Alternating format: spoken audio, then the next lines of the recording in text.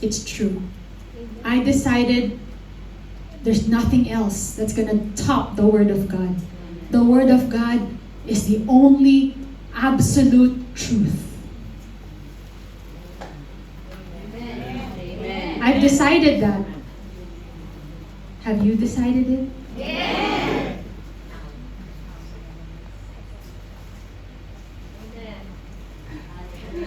Okay. Amen. So, let's start with the first scripture. Isaiah, it's gonna be in English and Tagalog.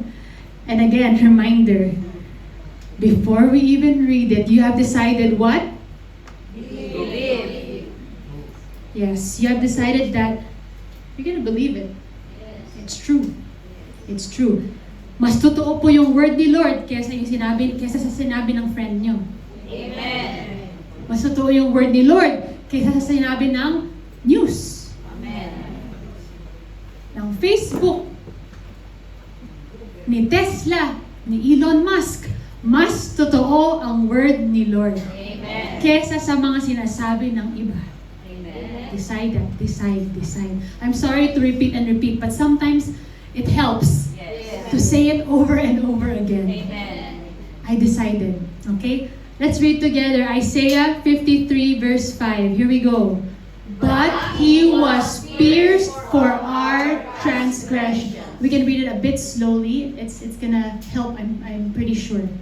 He was crushed for our iniquities.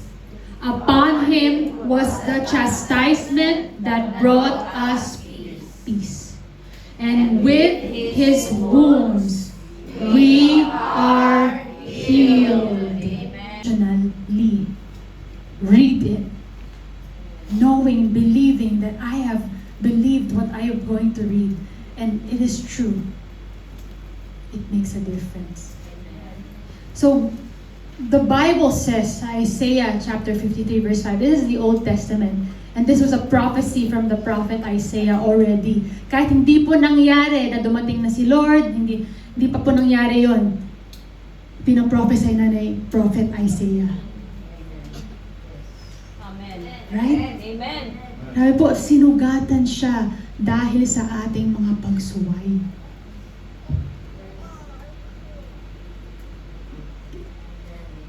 Sinugatan siya dahil sa ating mga pagsuway. Dahil sa ating mga pagsuway, sinugatan siya. Ano ba yung mga pagsuway? The bad things that we do. Dinurog siya. Di ba po yung kanta kanina, waray rosas na inapak-apakan. Dinurog siya dahil sa ating kasamaan. Kasamaan. Ang parusang tiniis niya ay nagdulot sa atin ng kapayapaan. Chapter 8 verse 16. New Testament na po to. Jesus has come and He's doing the ministry that the Father has called Him to. So Matthew chapter 8 verse 16. Let's read together. 1, 2, 3. That evening they brought to Him many who were oppressed by demons. And He cast out the spirits with a word and healed all who were sick. Okay. Oh, we're sick. Tagalog po tayo. 1, 2, 3. Namatakip silid na maraming mga sinasapian ng mga demonyo ang dinala kay Jesus. At sa isang salita lamang ay pinalayas niya ang masasamang espiritu at pinagaling ang lahat ng may sakit. Lahat ng may sakit. All who were sick. Amen. Praise the Lord. Thank you, Jesus. I have decided before I read this that I believe. Amen. When Jesus says all, He means all. Praise the Lord. Next verse. Matthew chapter 10, verse 1. Let's read together. 1, 2, 3. And he called to him his 12 disciples and gave them authority over unclean spirits to cast them out and to heal every disease and every affliction. Amen. Tagalog naman po. Amen. 1, 2, 3. I read the word of God. I believe. Amen. When the word of God says that Jesus gave his disciples authority to cast out demons, to heal the sick, tayo rin may ganyang authority. Amen. Binigyan din po tayo ni Lord ng authority Amen. to cast out demons and heal the sick. Every affliction, every disease. Amen. Kahit hindi po natin alam ang pangalan. Basta masakit, go. It's done. In Jesus' name. So we're gonna go through, dahil po may foundation na po tayo, and we know this already, but we read the Word, we decided that we believe the Word before we read it. It's true. I'm gonna give 5 points. Ito po is like parang guidance or truths about us as Christians, about healing in the Lord. This is truth. Okay? Hindi po siya pwede hindi. It is truth. Amen. Okay. The first point. Divine healing is the right and the responsibility of every Christian. Can you say it together with me? 1, 2, 3. Divine healing is the right and responsibility of every Christian. Praise the Lord. Aren't you so blessed na may ganong tayong privilege? Ay po, right now in this room, there are 50 to 60 world changers. Everyone here can heal the sick. Amen. Everyone here can raise the dead. Amen. Everyone. As Christians, we carry the atmosphere for healing. Because why? We have the Holy Spirit inside of us. So, yung mindset po natin dapat, kung saan tayo, pwede mangyari ang healing. Amen. Dapat yun ang mindset po natin. Pag may sakit, pag merong may sakit, we go there, ay, gagaling siya. That is our mindset. Hindi tayo mag-a-add sa, ay, may sakit siya. Hindi po tayo pangdagdag ng doubt. We are there to lift up the faith Amen. of those who don't believe. Amen. We carry the atmosphere. Don't deny the healing just because hindi nangyari. I think Pastor Morgan shared a testimony some time ago na may isang Christian na nalaman may conference, healing conference sa isang state sa US, maybe 3 hours away drive. So dahil masakit yung paa niya, flat-footed po siya. So pag flat-footed, parang hindi normal ang pag-walk, may konting uncomfortability habang naglalakad. So he drove 3 hours to the conference early in the morning pa. Tapos during the altar call, nag-line up silang lahat ng kailangan ng healing.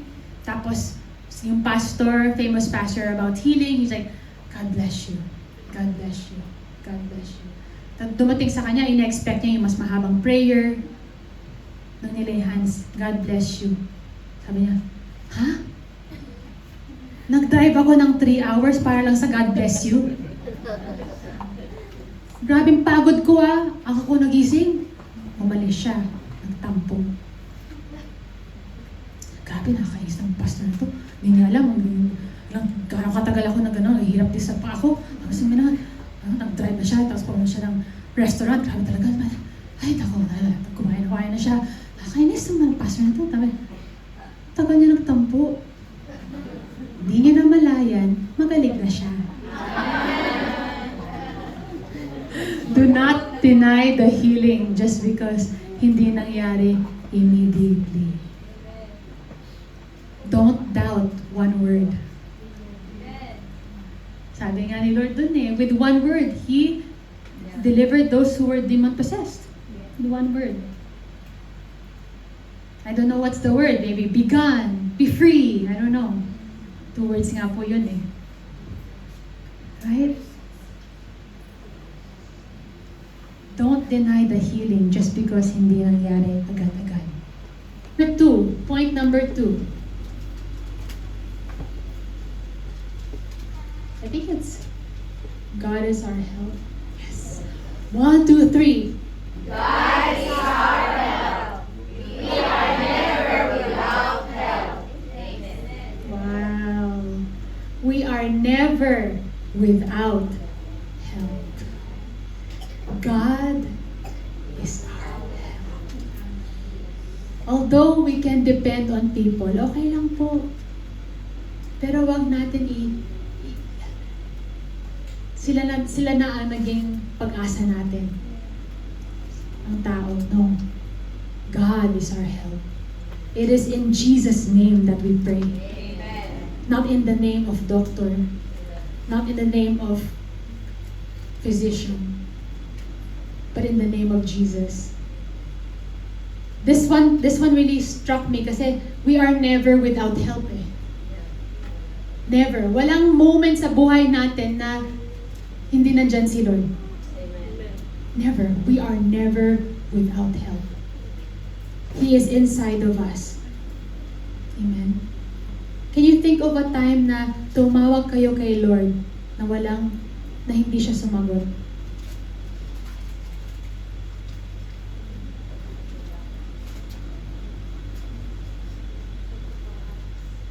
He's always there.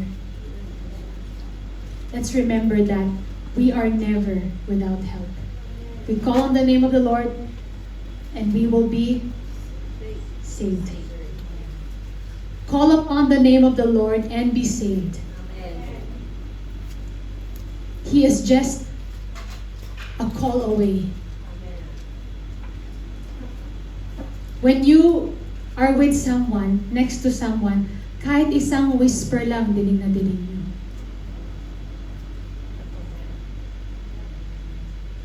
So maybe sometimes we don't hear that God is answering us kasi ang layo na natin. Yeah. Yung kalooban ba po? Yung Yeah. puso natin malayo po kay Lord. But if we just know that the truth is, He is there. Pero kung yung iniisip natin ang layo niya, talagang malayo siya. You know what I mean? Like, whatever you think, that's what you believe. But if you believe that He's right here, kahit yung whisper niya, manidinig natin. Any sickness, 1, 2, 3. Any sickness or disease can be overcome by a Christian if the Christian will exercise faith and power. Amen. Any sickness. And I'm so blessed po Every time I hear yung mga testimonies po ng mga sisters ko, on the spot, you just pray for whatever you feel, and nawawala agad. Diba po? Or throughout the day, you just declare na, hindi in Jesus' name, hindi siya magtatalab, hindi siya. And at the end of the day, talagang nawala. I hear that testimony all the time. Yung malapit ka na magkatrangkaso, malapit ka na magsipon, or like, it's about to come. But then you're like, no, in Jesus' name, hindi mo mangyari to. In Jesus' name. Yung cough kong to, hindi in Jesus' name. And it doesn't happen. Amen. Because you believe. Amen. It's already with you. The Lord is already there. Amen. Pero, if you do the opposite naman, ito na, darating na, ito na naman. Kailangan ako mapanadol. Solution agad, diba po? Ito na naman, it's coming na, it's coming na, it's coming na. At the end of the day, it's there na. Kasi you're declaring it over and over again. It's true, I've experienced this over and over. When I declare, thank you Lord that I'm healed. Sa banyo po, sa work, di na ako magkakasakit. Talagang none. It doesn't happen even while I'm working. Kanina lang, nag-aching. Pero after declaring and praying, as in, didn't ever sneeze again. Because any sickness or disease can be overcome by a Christian if the Christian will exercise faith and power. Thank you, Lord. Yan ang report ko.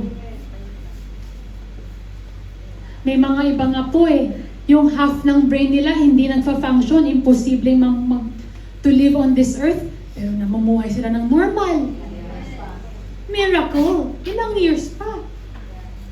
Kaya nga po, taliwas sa ng mundo It's exactly the opposite of what the world expects. But because of the miracle of God, it's happening. Kaya nga po, you and I have the authority over every sickness, over every disease. So whose report will you believe? There's a woman nga with breast cancer. She went to the doctor for some tests. Sabi, stage 4 ka na. Hindi pa niya na-feel yung stage 4. Pero nung sinabi ng doctor na stage 4, ay, oo nga, kaya pala medyo ay, kaya, oo nga pala dito, oo nga. Dinikta na yung feeling niya ng report ng doctor. Pero, nung babalik siya, sabi ng doctor, ay, mali! Hindi pala stage 4, benign pala. Ay, oo nga, kaya pala hindi na ako wala ka na akong nararamdaman na pala dito.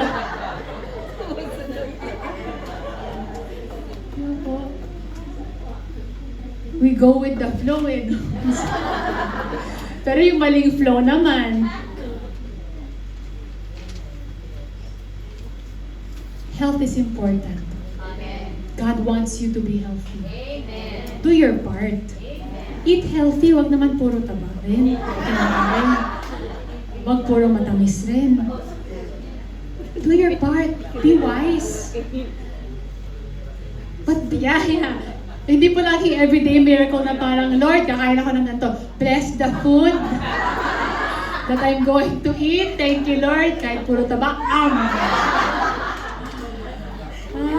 be wise. Di ba po? Huwag po natin i-abuse. Don't take advantage. Don't abuse the body that God has given us. It's still a temple of the Holy Spirit. Amen. But whose report will you believe if something happens? Kasi there are some people naman na super healthy. Pero may something happens sometimes. I believe all of us are healthy. Yes. You look so good. You look healthy. So strong. Praise the Lord. So, no, I'm not going to declare anything, but I declare that we are living in divine health. Amen. Divine as in heavenly health. Amen. But this is if you encounter something in your life, believe the report of the Lord. That by Jesus' stripes, I am healed. Number 4. Christians, let's read together. Christians and non-Christians without faith for healing can be healed when Christians exercise kingdom authority. Okay? So kahit hindi siya Christian, at pareho silang walang faith, pero kayo nandun, you can exercise kingdom authority. It doesn't matter if the person you're praying for has no faith. Huwag niyong i-blame, ikaw kasi wala kang faith kaya hindi nangyari ay hindi ka gumaling eh. Huwag po natin i-blame. Alright? Hindi ka kasi nag-forgive eh, kaya ganyan eh. Huwag po nating gawing dahilan. Kasi God can do anything. I believe that God can do anything. May isang testimony nga po, I don't remember if I told people here, pero may isang town sa South America. Yung town na po yun, walang Kristiyano, puro isang religion. It's one religion. Basta hindi Kristiyano. And then may na-lead ni Lord ang isang missionary para pumunta sa town na yon para i-share yung gospel.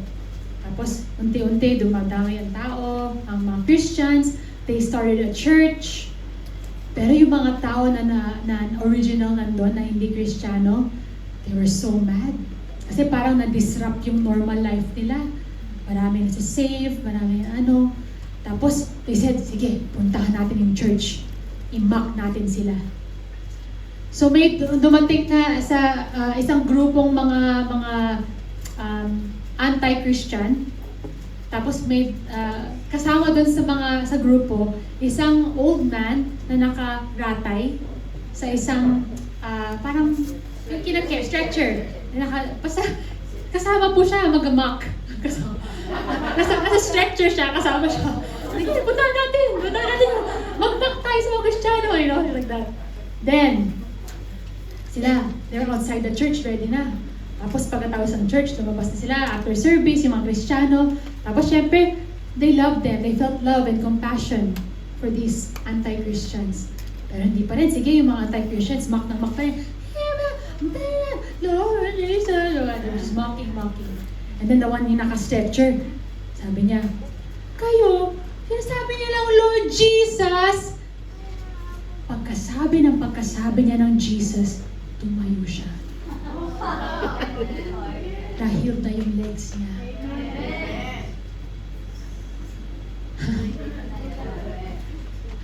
What? Huh? Nagmamak siya kay Lord pero anything can happen. Siguro may nagpe-pray po sa mga Kristiyano na, Lord, i-heal niyo po siya, Lord.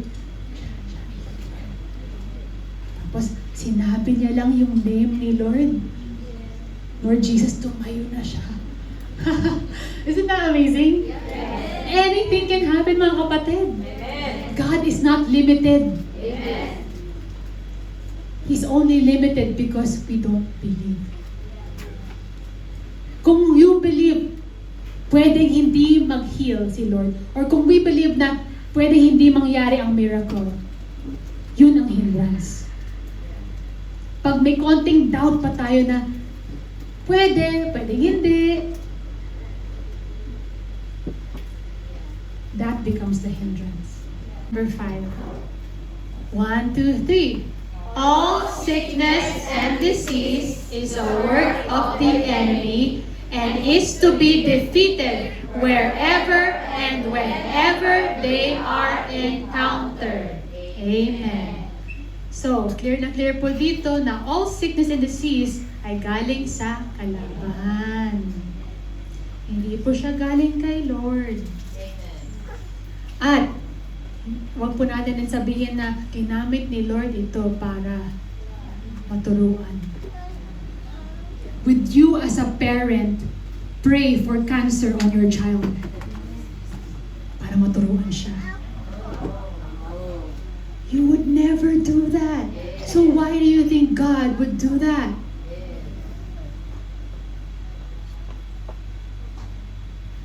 God, how should I say this? If you got more closer to God dahil sa nangyari, praise the Lord. But it's not because God gave you that sickness. Yes. Amen. All sickness and disease is the work of the enemy. Amen. Okay? And is to be defeated wherever and whenever they are encountered. Because we have been given authority by Jesus. Amen? Amen. So it doesn't matter kung sakit sa ulo, it doesn't matter kung HIV, AIDS. We have been given authority to heal and to cast out this sickness. No matter a cold, fever, small, big, it doesn't matter. It's all from the enemy. And we have been given authority to heal the sick, to raise the dead. There is only one power that can heal. And it's the power of the blood of Jesus. And just because nag-atake ang kalaban doesn't mean may authority siya. Amen? The enemy has no authority. Nung sinabi ni Lord, all authority has been given to me. Diba sa Matthew chapter 28? All authority. This is all. So that means walang 1% authority dito na wala. No. All authority has been given to me, sabi ni Lord Jesus. And power has been given to me. Kaya sinabi niya sa mga disipulo, kaya go. And make disciples of all nations. To all authority. So the enemy has no authority. Zero. So if you think na, bakit ako may lagnat? Don't think na, ay may ano ang kalaban. May power ang kalaban sa akin. No. Do not believe that lie. Wala siyang authority, mga kapatid. Amen. You have the authority. Kaya pag you feel something, alam niyo na yung katotohanan, just declare, get out. And it's not the kind of like, in the name of Jesus, get out. Nandito pa eh. No. Insist ka, persistent ka. Huwag kayo mag-give up. Don't give up. Because the enemy has no authority. And this is the truth, amen? God can heal in so many different ways. The same message my dad has been preaching, Pastor Paulo, my mom, myself, we've all been preaching the same thing. This is the truth. But the truth is also that hindi lang isang paraan na nag-heal si Lord. God can heal in so many ways. Sometimes by anointing oil. Sometimes by laying on of hands. Sometimes by handkerchief na tinouch na by faith. There's so many ways. Minsan nga, marinig lang ang heavenly sound, healed na. Wala nag-touch sa person, wala nag-minister, narinig niya lang yung sound. Wala na yung cancer. Woo!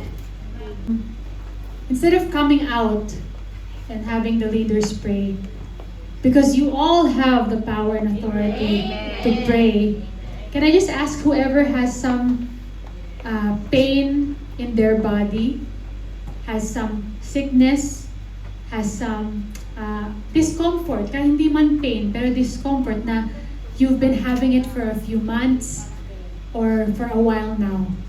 If that's you, can you just raise your hand? Amen. All right. Praise the Lord. Thank you, Lord, for your miracle. So, keep raising your hand po. And then, can you stand up? Yes. Amen. So, can I ask everyone that's not standing to go to the people standing and then pray for them? Okay? And then ask what is the problem, ask kung gaano katagal, yung pain level, tapos just pray for them as the Lord leads. So, yung mga hindi po nakatayo, go to those